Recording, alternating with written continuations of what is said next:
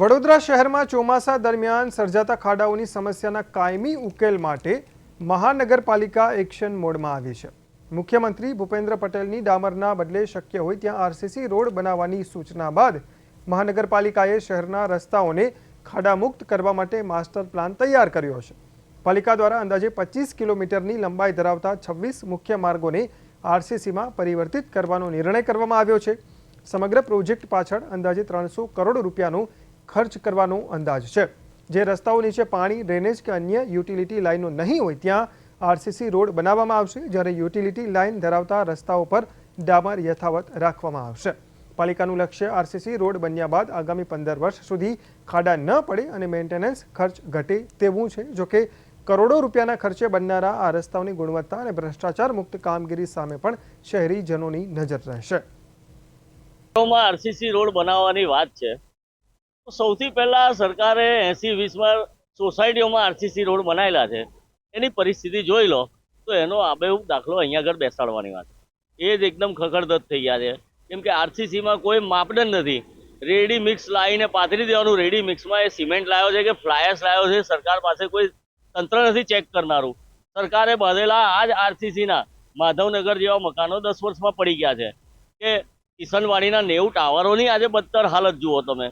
तो आरसीसी वर्ग आ गुजरात सरकार भ्रष्टाचारનું मुख्य बिंदु बनाવીને વાપરવા માટે લાગતા છે। ડામરના રોડમાં એવું છે કે ચલાવનારા માટે સૌથી વાહનની ગ્રીપ સૌથી સારી ડામરના રોડમાં રહે છે। આજે પણ ઇંગ્લેન્ડમાં બધે ડામરના જ રોડ વપરાય છે, સિમેન્ટ બધે જ શક્ય છે, છતાં બી વપરાય છે। તો લોકોની ચલાવવાની કન્વિનિયન્સી માટે ડામરનો આરસીસીનો બનાવશે એટલે દર 5 મીટરે એક જોઈન્ટ આપશે અને જોઈન્ટ આપશે એટલે ગાડીઓ કૂદતી જશે, નાના વ્હીલવાળા સ્કૂટરો કૂદતા જશે। तो आ बधी तकलीफों तो सर्जा है। ऊपर थी ए लोग एवं कहे कि नीचेनी यूटिलिटी पण बदलवानी। तो आजे भी आ ड्रेनेजो जे नाखेली है आरसीसी नी जमीन नीचे नाखेली है एम ज भूवा पड़ी जता होय तो तमारी सौथी पहला नियत सुधारवी पड़े कि मारी नियत सुधरे अने मारी काम करवानो भ्रष्टाचार ओछो करूँ तो आ परिस्थिति सारी सर्जाय। आरसीसी रोड खोटा तो नहीं पण नियत खराब है એટલે आरसीसी रोड टकवाना नहीं ए पण नक्की है। આપણે અટલાસા હોટ મિક્સ પ્લાન્ટથી જે મટીરિયલ સપ્લાય કરીએ છીએ તેમાં ગ્રીટ છે, બિટ્યુમિન છે, સાથે ડમ્પર છે, રોલર છે, આ બધું અંદાજિત અત્યાર સુધીનો 4 કરોડની આસપાસનો ખર્ચ થયેલો છે।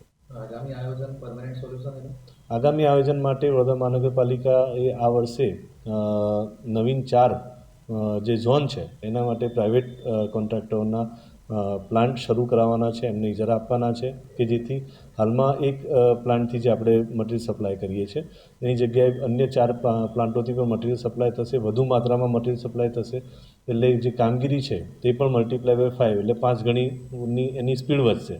સાથે સાથે આ વર્ષે પણ આપણે ગત વર્ષની જેમ જેટ પેચર મશીન શરૂ કરવાના છે।